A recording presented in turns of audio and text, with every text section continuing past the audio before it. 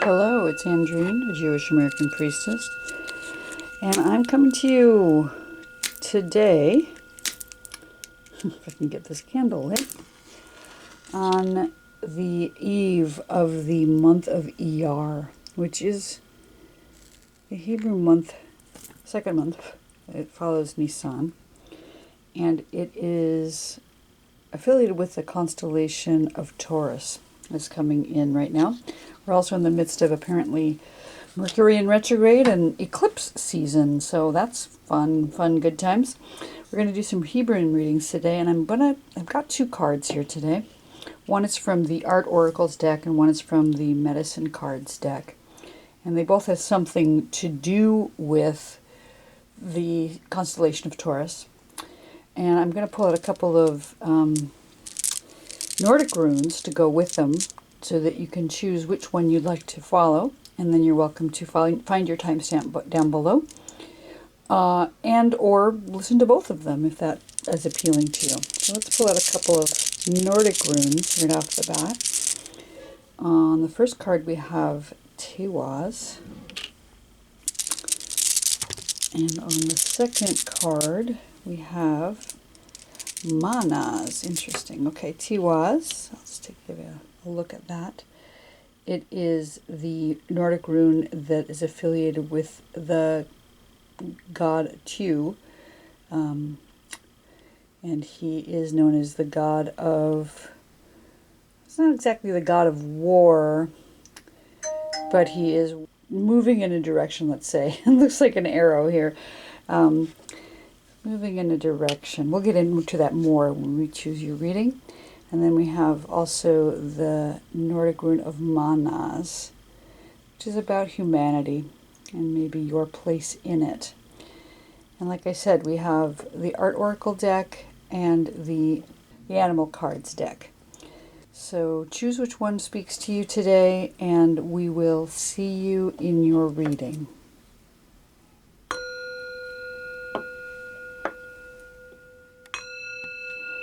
All right, folks who've chosen card number 1 and the Nordic rune of Teiwaz.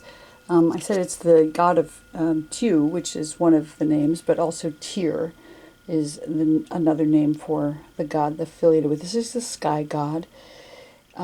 He is a warrior and known to have leadership and balance, which is appropriate for right now. Self-sacrifice, logical thought, rationality, and victory. So it's about duties and following through with what one needs to do, like just pushing ahead. So that's our Nordic rune. It's for Teiwaz, Tyr. And then the art oracle we have today, we've chosen Georgia O'Keeffe. And you can see that I've chosen this because she's got the skull of a animal here. A cow skulls, and she's known as someone who painted a lot of cow skulls. What it says on the card itself is, nature can keep a secret, keep Freud guessing. You can't run away from yourself, but running away from others can be quite productive. Georgia O'Keeffe is sort of an icon of certainly Western art, but also just feminine art. She was a pioneer artist, painter of the 1900s. She was born in 1887. She died in 1986. I'm going to read what it says about her in our little book here. Her contemporaries, influenced by Freud, viewed her flower paintings through a gynecological lens. O'Keeffe still rolls in her grave when you compare her orchid to a vagina, disregarding her aesthetic range. The first woman to have a solo retrospective at New York's Museum of Modern Art, O'Keeffe remains one of the 20th century art's most significant artists, especially for her painting of magnified desert vegetation. Her turbulent relationship with photographer Alfred Stieglitz resulted in archives of photos of introverted O'Keeffe, who moved to New Mexico in the second half of her life with the presumed motto of painting, not people. And the reason we've chosen her today is because of the the cow skull in her card, and the month of Iyar, which is affiliated, as I said, with the constellation of Taurus, which is representative of the bull. And so it's about earthiness and being grounded, being able to enjoy the pleasures of the earth as well. So here's Georgia O'Keeffe as our representative of that today. And we're going to pull out a few Hebrunes just to give us a general sense of what this month, this season, these eclipses and this Mercury retrograde are bringing for you now.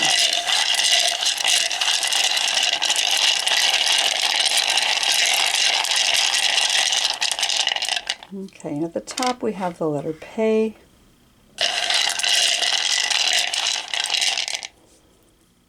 the center we have the letter Shin.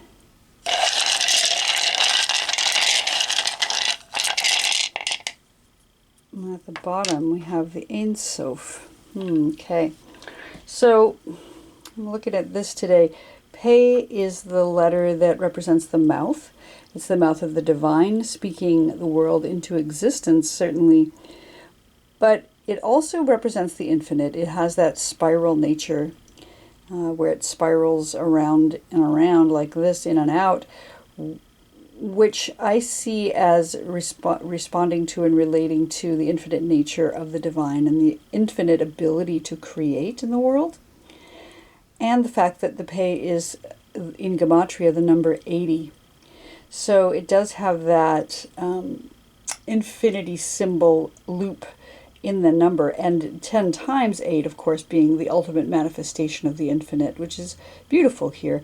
Also, because it is a mouth, it makes me think of, in regards to Taurus, about eating. And I say that because Taurus is notorious for having an appetite, for being indulgent and enjoying the flavors and tastes of all things in the world. I love that about Pe. And that this position in the reading is the position of where we are now. And I love that because we are in this time of Taurus, being able to enjoy the fruit of the land, of the labor of the earth, and just what is presented to us, flavors. The letter Pe is connected with the day Wednesday and the planet Venus in the sky. So there is something about sensuality there. And it is the binary foundation of grace and ugliness. So when looking at something that maybe appears to be mundane, again with regards to Georgia O'Keeffe, taking all those desert plants and magnifying them and making them really pop seems to be appropriate here. And that again, that infinity spiral that is here. And the letter Pe, of course, has the sound of the P in English, and it begins the word Pane, which means face. A lot of these flowers that Georgia O'Keeffe painted were like having a beautiful face right there, so close. And also the word Pa'am, which means time. So again, having to reflect back to the infinite.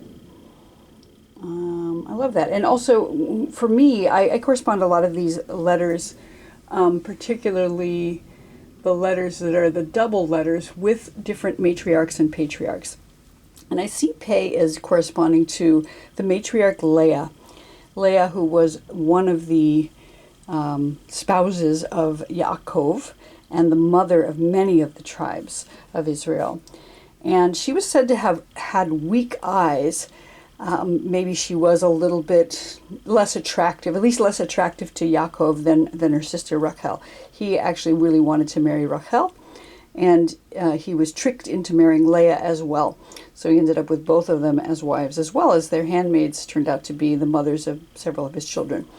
So Leah, who was seen as not as attractive, not as beautiful as her sister Rachel, and yet that grace that she managed to speak her children's names with meaning. Like she named each of her children based on her words, what the thing that she exclaimed when they were born. So that speaking into existence, what you'd like to see, that shifting of what is perceived as ugly into grace, having grace around that perception of less beautiful than. And so Leah is our matriarch here with regards to the letter Pe. And I love that, again, in terms of Georgia O'Keeffe, who's a very powerful woman in her field. Not expected, and yet one of the very pioneer women artists in the world. So Pe is our where are we right now letter, and that idea of communication, the mouth, the infinite, the deliciousness of the mouth, and also the foundation of grace and ugliness here. In the center of our reading, we have the letter Shin. And the letter Shin is the letter that represents fire. You can see that it looks like a series of vavs and yuds that look like flames licking up from the bottom. And it has this appearance of fire, the sound of fire, also that shh sound that fire has. The word for fire in Hebrew is Aish. And it is this mother letter of fire. It's said to be one of the creation elements. So it has that power here. Shin is an incredibly powerful letter. It is the letter that begins the word Shekhinah, which is the indwelling presence, one of the divine names, Shekhinah. And it also has this feeling of spirit because of fire, because of the passion that comes with fire. There's a lot of other words, of course, that begin with Shin. Most significantly, that will be familiar to everyone, is shalom. People translate that often as either hello, goodbye, or peace. But shalom in its initial meaning means wholeness. So it's the allness of things, this bringing together, not just absence of war, but wholeness, when things all come back together. That is the concept of shalom. And it's because of its heat, it is affiliated with the summer in the year, and as well as the sun and the moon and the stars in the sky, all the lights of the sky out in space. It is affiliated with the head in the body, because that's where we feel our passion, our love, and our anger as well. And it's also a transformation, because fire is used to transform. Thinking about the phoenix bird and how we know that bird was a bird that would burst into flames and then out of the ashes would rise again. There is a similar bird in Hebrew called the ziz. In the Talmud they speak about it having been on the ark itself with Noah, and it did not require food or water. And when Noah discovered that it was hiding and not asking anything from him, he blessed it with eternal life. So that ziz, that fiery bird that can burn up and transform itself into a new iteration here. And this position in the reading is the position of our challenge or our fear. So maybe there's some fear or challenge around transformation right now, about the heat, about the fire, passion, maybe some anger even going on in the situation that we're coming into right now.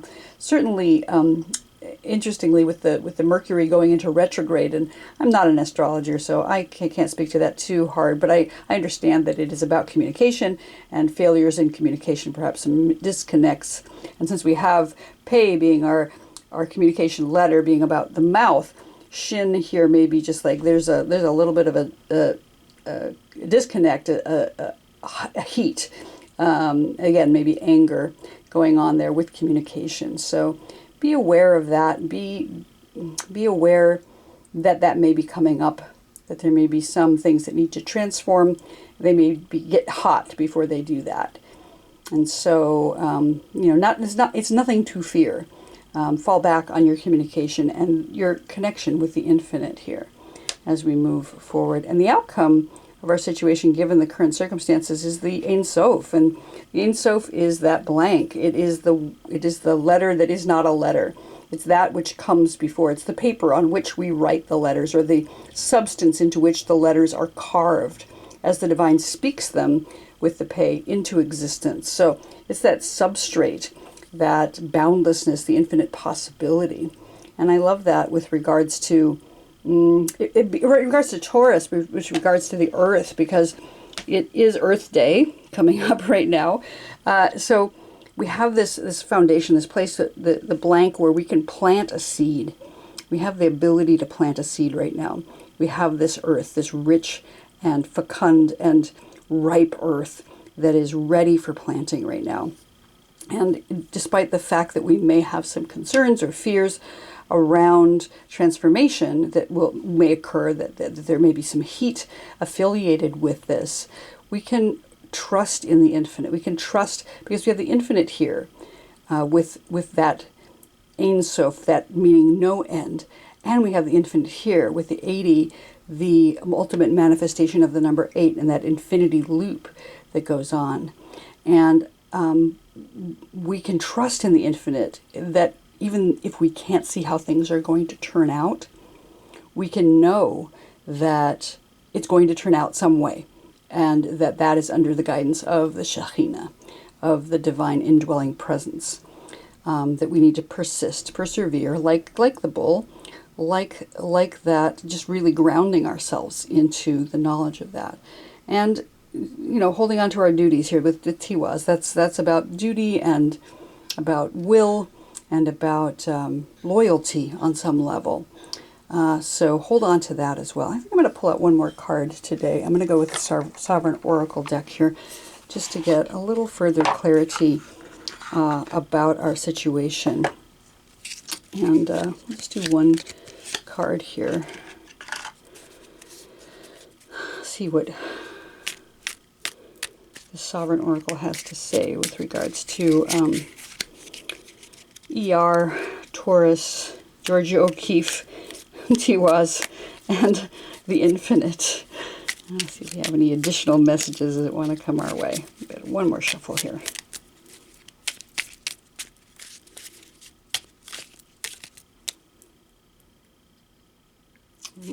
Just not seeing it. One more. Here it is. I knew it would come. Okay, let's take a look. And the card we have is Magic. I love that. It says, invite spirit's intervention. Pay attention to synchronicity. Invoke your will and your willingness. Wow, it really does speak to Teiwaz here. So magic. Tap into the magic of now. Invite spirit's intervention. Pay attention to synchronicity and invoke your will and your willingness. Okay, that's a beautiful message for this time of Iyar, as we're coming into this new month, this new moon, as we're going into Earth Day, as we're stepping into the constellation of Taurus, really grounding ourselves during this time and continuing our journey through the Omer. So for those of you who chose the Art Oracle, Georgia O'Keeffe, Teiwaz, today, this has been your reading. I hope you enjoyed it. If you do, please like and subscribe, and I will look forward to seeing you here next time. Shabbat Shalom. Hello, those of you who chose our medicine card deck today. And this letter, Manaz, let's bring that up. First of all, Manaz is the Nordic rune that represents humanity and your place in it. It is said to be about awareness and self-knowledge and the collective conscience of humanity. It's about finding your song in the choir of humanity and singing it. Just finding your place where you fit in with the rest of the people. So that is what Manaz is about.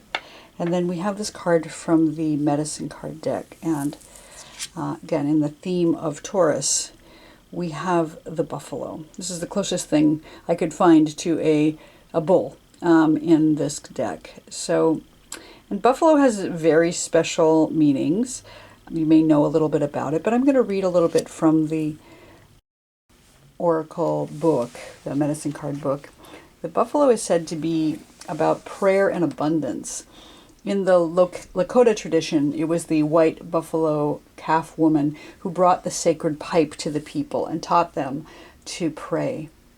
The bowl of the pipe was a receptacle that held tobacco, an herb with male and female medicine, and the stem of the pipe represented the male entering the female and seeding life. In the coming of together of male and female, the connection to the divine energy of the Great Spirit was made, and as the pipe was loaded with tobacco, every family in nature was asked to enter into the pipe and share its medicine as prayer and praise to the heavens. The smoke was considered to be a visual prayer and was very sacred and cleansing. So animals are sacred in many traditions, but white buffalo is the most sacred. The appearance of a white buffalo is a sign that prayers are being heard, and the sacred pipe is being honored, and that promises of prophecy are being fulfilled. White buffalo signals a time of abundance and plenty. Buffalo was a major source of sustenance for the Plains Indians. It gave meat for food, hides for clothing, and warm, soft buffalo robes for long winters, and hooves for glue. The medicine of buffalo is prayer and gratitude and praise for that which has been received. Buffalo medicine is also known as that of abundance is present, when all relations are honored as sacred and when gratitude is expressed to every living part of creation. So buffalo is a really magical animal in a lot of traditions. It says if you've drawn the buffalo card, you may be asked to use your energy in prayer. You may also be called upon to be an instrument of someone else's answer to a prayer.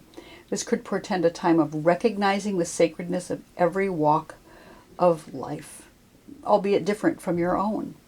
So you may be asked to honor another's pathway, even if it brings you sadness.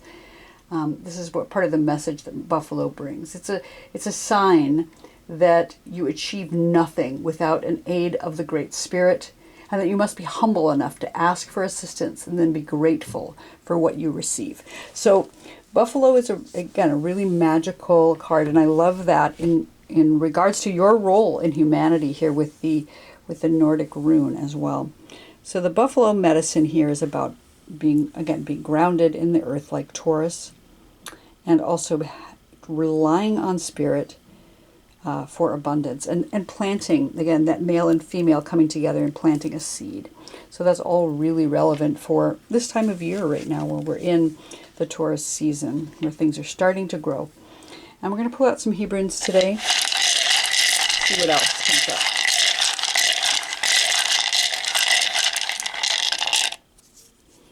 At the top, we have the letter Resh.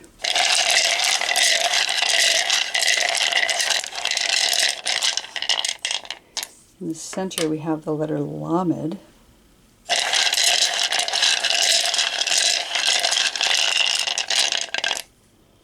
And at the bottom, we have the letter Chet.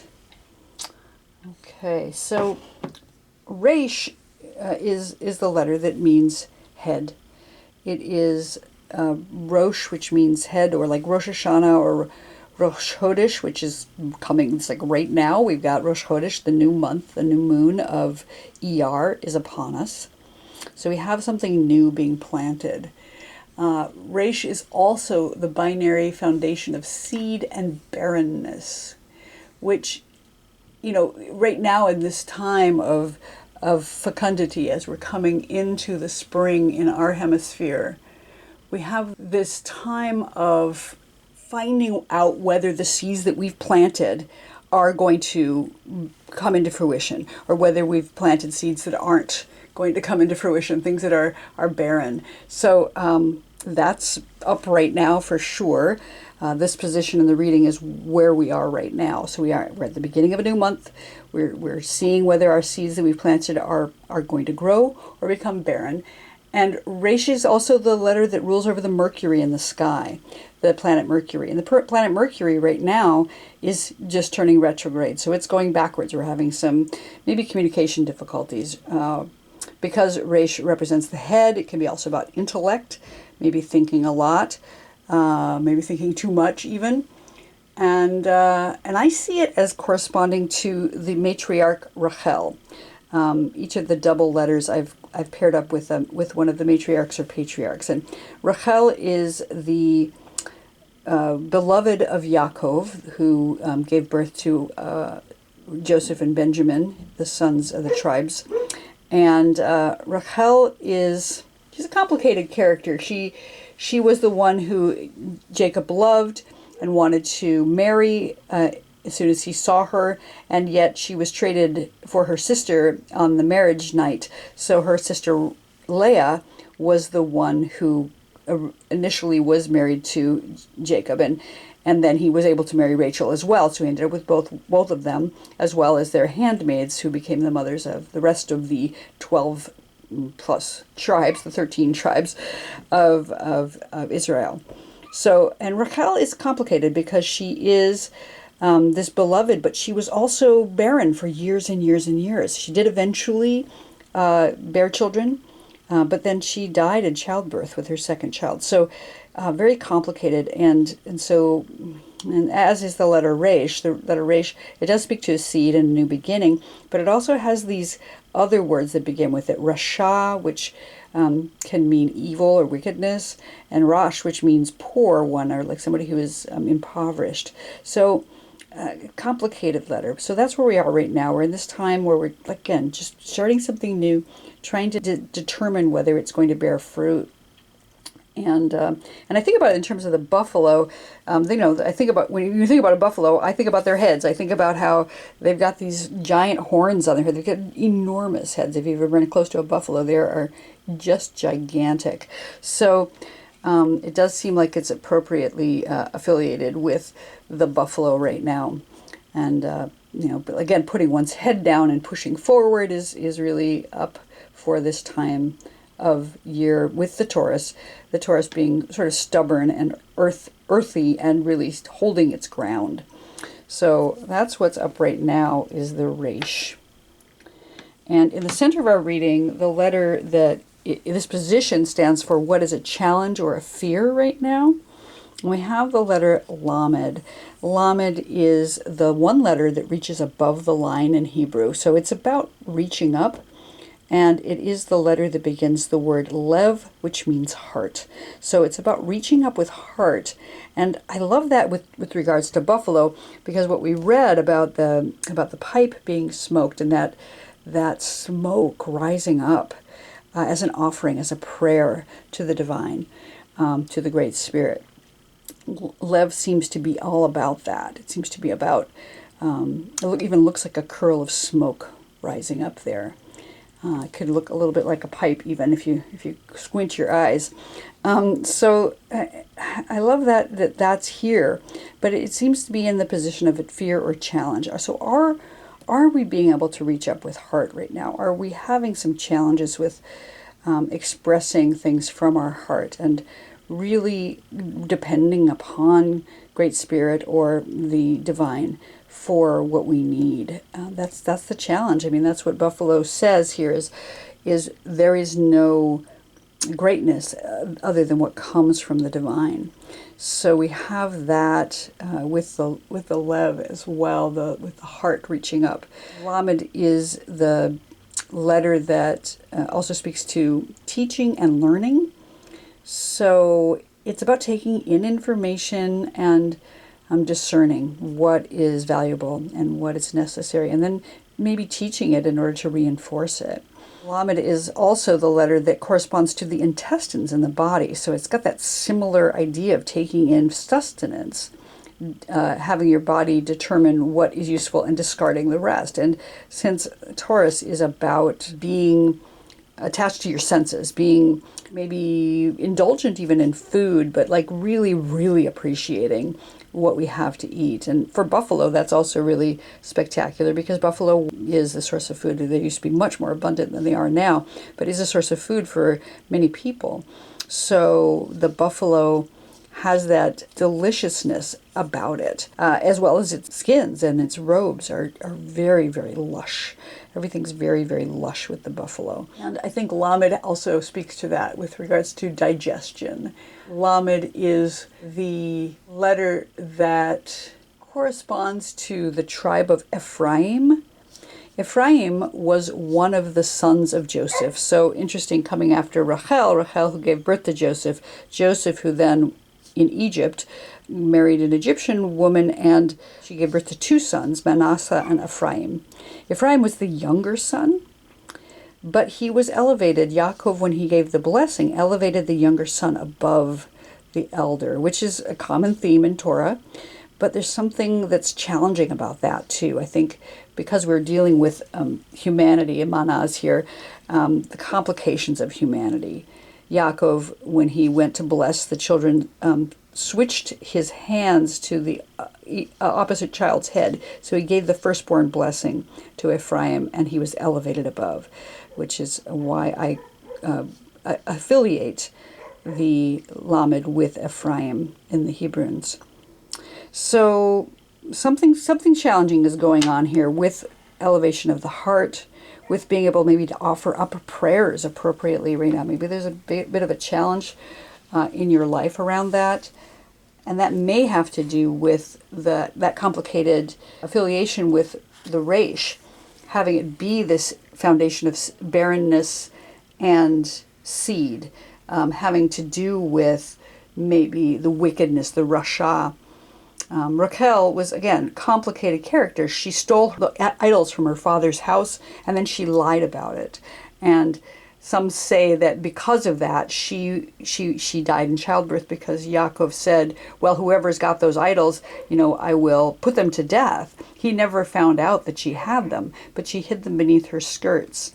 And so she did eventually endure death when giving birth to Benjamin. So it's complicated. And so because of that, maybe we're having trouble being appropriately grateful.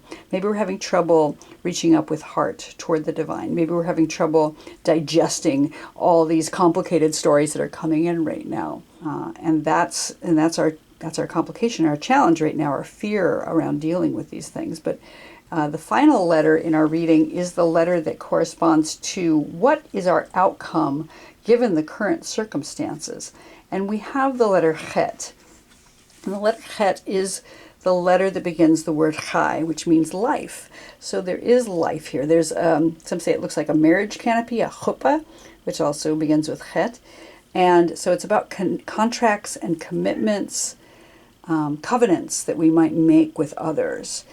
It is the number 8 in Gematria, which is that infinity loop on its side. So there's something to do with the infinite here. There's some connection with the infinite. And I see that as being connected to the divine, of course, and endures before and after time.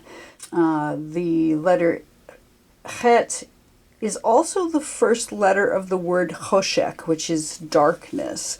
So complicated. So the first time we see Chet in Torah is in the word Choshek, meaning darkness. So it's significant. It's a significant word. But it also, again, means life. So there is something here about balancing life and darkness, understanding that they're not in conflict with each other. They're just both necessary when we're dealing with stuff. In the same way that we have with Buffalo, we have that masculine and feminine coming together. We have, again, with a chuppah, maybe with a marriage canopy. And the letter Chet corresponds to the gullet in the body. So that's like the throat area. So there may be some complication around speaking also right now. Interestingly, also with the Reish ruling over the planet Mercury, which is all about communication. So it seems like communication will come through, that there maybe be an opening in the throat as we move through this period, because we have the Reish, which is ruling over Mercury, and Mercury does go retrograde, which makes some things challenging, maybe that expression of gratitude and prayer that we're trying to find in our hearts. But in the end, we will come into a place of expressions of life, being able to open our gullet, enjoy food as it comes into our bodies, into our intestines, enjoy the richness of buffalo, enjoy maybe even the richness of whatever smoke that we are being asked to offer up to the divine right now. finding our place in humanity.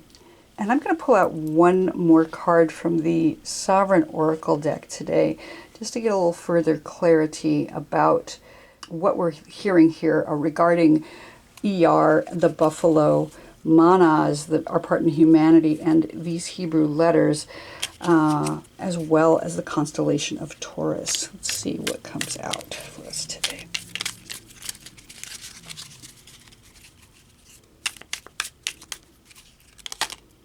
Here it is.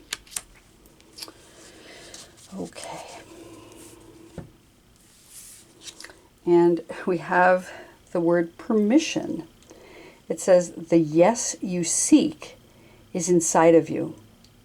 Be willing to see a pathway to your dream. Picture the gratitude of your future self for taking the leap. Permission. Okay. So we have the buffalo, and it is this magical animal that is given to us by the Great Spirit, by the Divine, that we use all the parts of it, that we, it is the one who gave us the pipe that we smoke and offer up to the Divine, whatever offerings we have through that smoke, through that heart, through that reaching up, that we have to find our part in humanity with the Manaz here, and that we're starting a new beginning here. And it says here, the yes you seek is inside of you. So whatever it is we're trying to do right now, whatever it is we're beginning, we need to be willing to see the pathway to our dream and have that, express that gratitude, not just picture the gratitude of our future self, but express that gratitude now and understand that all things come from the Divine.